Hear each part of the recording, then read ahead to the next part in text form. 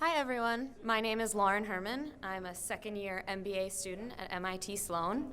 Welcome. Today we are lucky. We have Alan St. John and Anissa Ramirez here to talk about Newton's football, applying science to America's game. The talk will run 25 minutes. We will leave 5 minutes at the end for your questions. So thank you and welcome Anissa Ramirez. Thanks, Lauren. How's everyone doing? Oh, I knew that food coma was going to kick in, but wow, it's kind of early.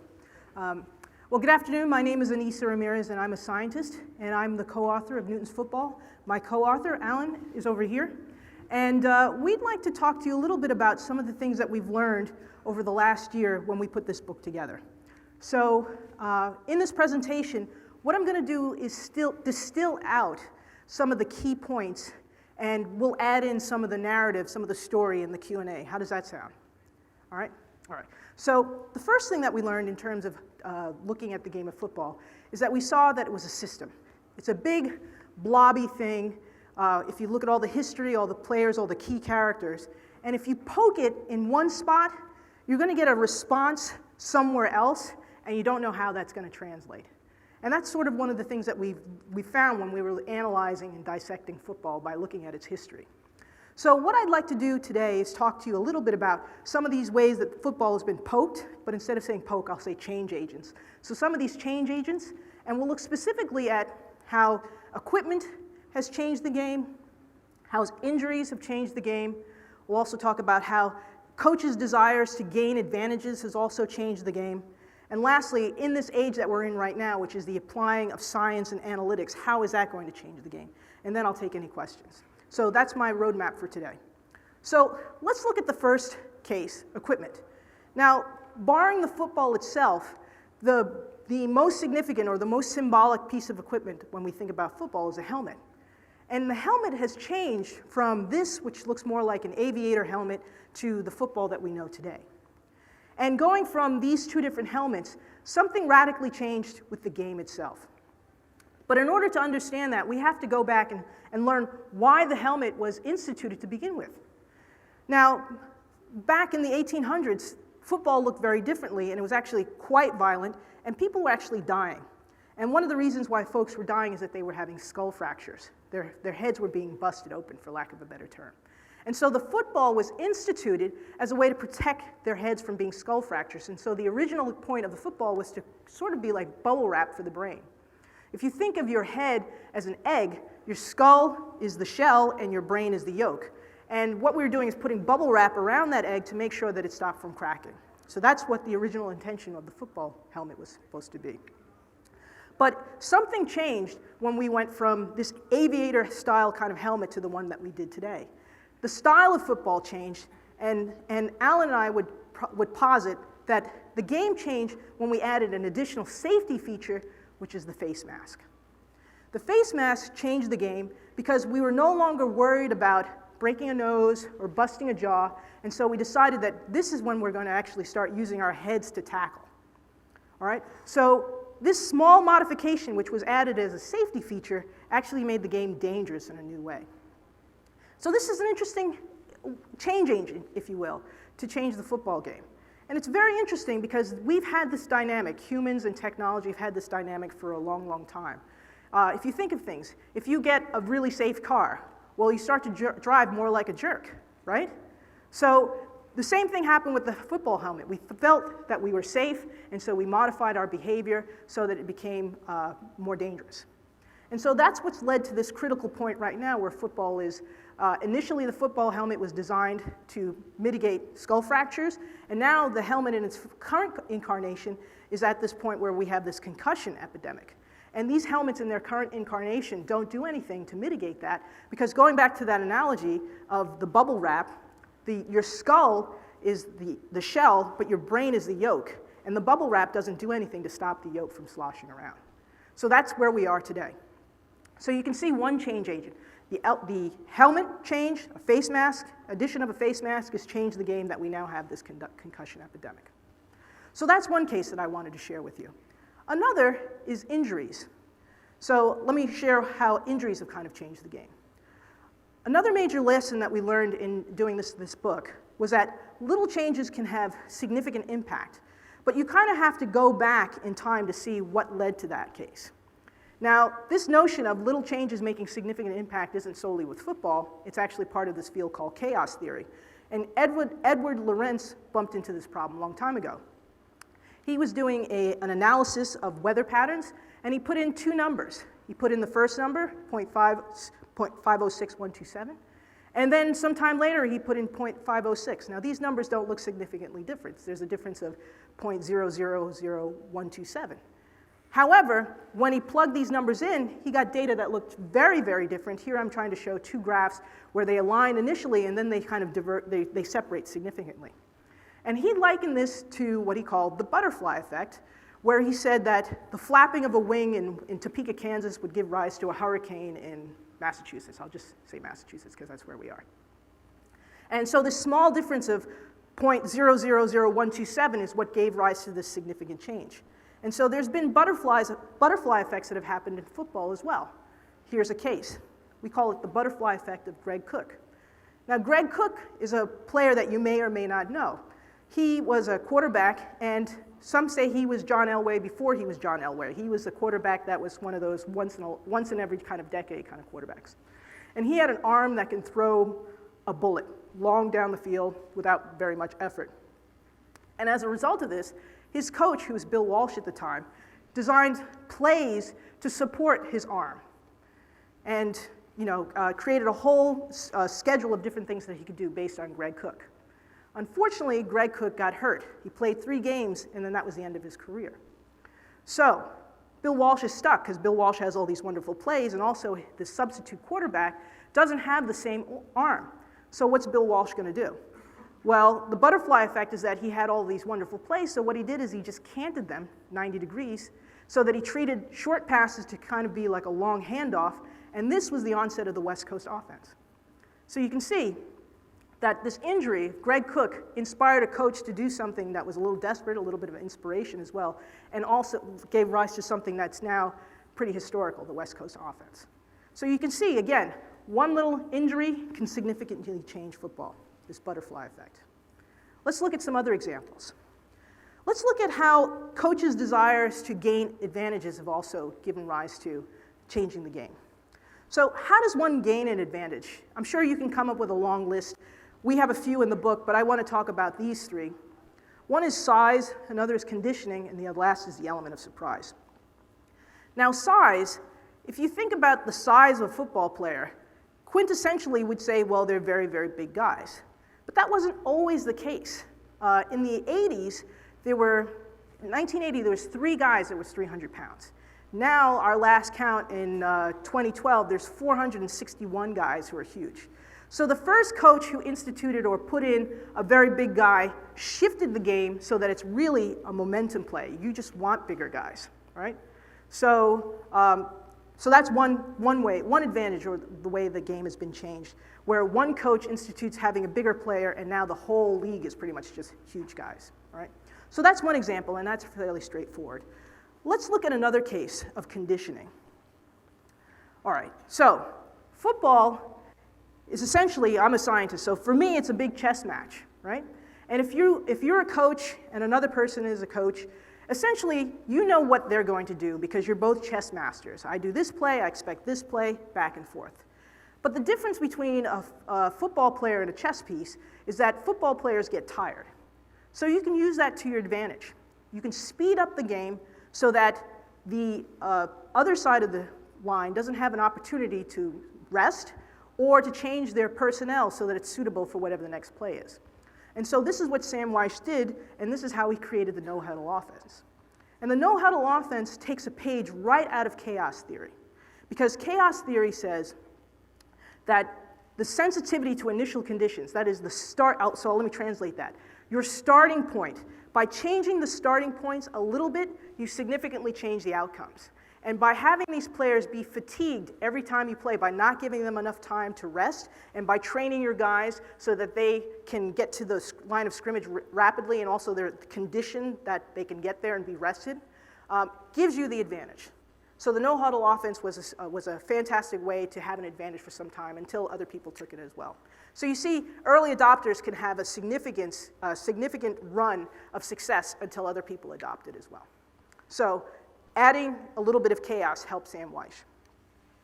Let's also look at the element of surprise. So let's say that you have a mismatch. You've got scrawny players, and the other team has pretty massive players. How are you ever going to beat these guys? Well, this was a setup that the high school coaches at Piedmont High School had. They had very smart kids, but they were kind of on the small side compared to really nominally, huge guys. How are you going to gain an advantage? Well, what they did is they were in a position where they were fairly desperate. And what we've learned is that when you're desperate, you actually are willing to do something a little risky, be a little innovative. And so they had desperation, but they had a little bit of inspiration. And so they combed all the rule books, and from the rule books, they found that there was a little loophole that allowed them to have a different arrangement in terms of the way that the players were played. So it wasn't clear to the other team who was going to throw the ball, and it certainly wasn't clear who was going to receive the ball. In fact, mathematically, there's 16,632 receivers that are possible. And so this little loophole allowed them to have an advantage. And although this is not something that we use in an NFL, who knows, this may be something in the future. So once again, gaining an advantage by using whatever you have available in order to just kind of surprise your other team. So this is another example that we kind of profile in the book. So let's look at now this age of science, because this is where we are now. And so we're poking this game of football with science. We don't quite know how it's going to turn out, but let's examine how it's being shifted. So we're certainly in an age of science, and Alan and I posit in the book that the age of science, maybe it started with Vince Lombardi because he took a very systematic approach to the game. You may not know it, but he actually taught chemistry and physics before he was a head-winning coach. And so he had this systematic scientific method in his head of how to apply the game. But let's also explore what we're doing more recently, more currently, in terms of trying to make the game a little bit more systematic. Well, one of the issues that you have as a football player is that after the ball is snapped, you have a very short time to make a decision of where it's going. Would you agree? Just a few seconds. And also, it's highly stressful because you've got people who are trying to mug you at the same time, right? So how do you make a decision of where you should throw this ball? Well, we have to kind of move away from the way that we used to think, which was find the open man, which is collecting a whole lot of data to try and make a decision, which takes a lot of time, and you don't have a lot of time, to having a step-by-step decision-making tree. This guy, or this guy. And what we've done, or what Bill Walsh did is what we propose, is that we've moved football from being analog to digital, because you've gone from looking at the range of information to just making some key decisions. And so how do you do that? Well, you can have, if I had a flow chart, your first situation is like, is option 1 available? If it's yes, then you throw the ball. If it's no, then you go to option 2. Is option 2 available? Well, if it's yes, then you throw the ball. And if it's not, well, you move on to option 3. And if option 3, you make the same decision. But at that time, well, you have to throw the ball. So either you throw the ball to option 3 or you throw it to your guarantee. And this is what Sam Weish called 1, 2, 3 guarantee. Now, this is digital thinking. This is a flow chart, which makes life so much easier if you practice the decision making also while you're getting ready to throw the ball. It makes things so much easier, particularly in this very stressful situation. This also takes a page out of information theory. George Boole created this theory called Boolean algebra, which is this inputs of ones and zeros that allows us to make these kinds of different logical steps. Claude Shannon applied this to the Bell telephone systems, which they use to manage lots and lots of information. And also we use this inside of our computers, inside of our laptops. So essentially what we've done is had football has changed from being analog to being more like your laptop to being digital. And this is how you can mitigate lots and lots of information very, very quickly by just having these short yes and no decisions, these ones and zeros kinds of decisions. So this is another thing that we're kind of in the midst of in terms of where we are in the stage of football. But let's also look at evaluation. How's science going to help us evaluate players? Well, in the not so distant future, we're going to be able to discern how well a player or how they will be able to evaluate them, particularly in terms of concussions. We can now study their proclivity for concussions by determining their gene setups. And this is very exciting because this is going to allow people to make better decisions about their own health. And we're also starting to do some early work in terms of how well they'll perform, because there's some linkages to how fast a muscle will twitch in a certain protein. So this might change the game as well. Now, the thing that we're particularly interested in, what we talk about in the book, is looking at the protein that's related to concussions. And this is going to be informative because it will help players, parents, coaches be able to manage their players a little bit better in terms of how well they'll be able to play and how long they should play. So this is something that we're poking in science. We don't know what the end result is, but this is definitely going to be one of the things that is out there. The other thing that we have to consider is that we also want to be able to measure their performance. And currently, we use the combine, right? And the combine can tell us, whether you think it's scientific or not, it gives us a lot of information about how fast they are, how explosive they are, how strong they are. So that's one part of the equation. And the thing is that the standard of deviation between players in terms of their physical behavior is really, really narrow. And it's because it's been filtered by all these different steps. It's been filtered by all these different steps.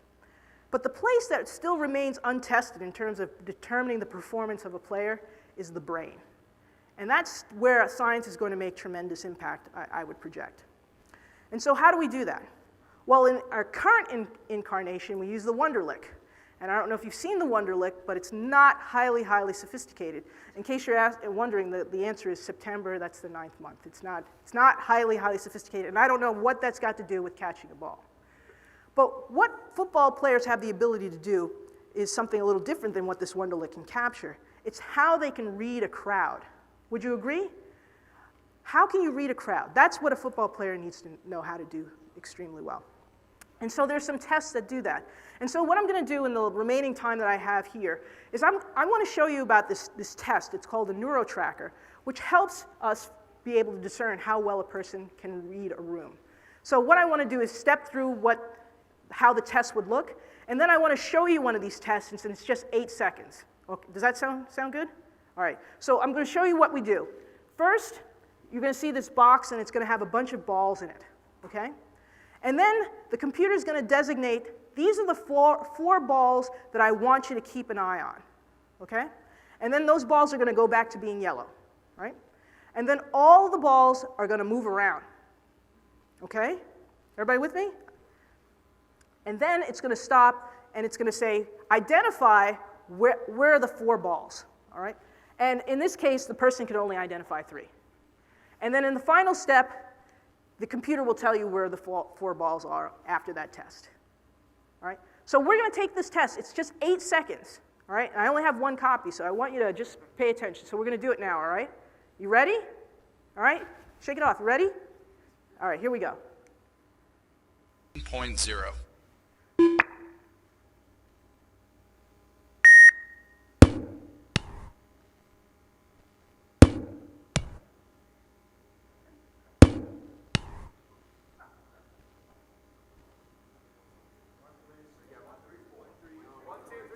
All right, tell your neighbor, tell your neighbor. All right. How'd you do? Yeah, 2 okay. Sorry, I forgot to mention the soccer balls coming at you, right? But that's the test, and this is created by our colleagues over in the University of Montreal. Now, what they found, and I don't have very much time, is they found that people who are not athletes can do a pretty good job of determining where the 4 balls are. If you have a little bit more of a professional, maybe you're amateur in terms of sports, you do a little bit better. And professional athletes do even better, all right? All right, and so the question is this nature or nurture? And the answer is it's both. There's an innate sense of being able to read a room, but also you get more practice, and that makes you better at it, right? And their findings are that people who do this regularly as part of their training are able to learn how to read the game, and also their athletic performance is enhanced. But what does this say for the future? All right, we're poking that big blobby system. How is the game going to change? All right. So again, football is a system. We're poking it in a new way. We don't know what the final outcome will be. And I thank you for your attention.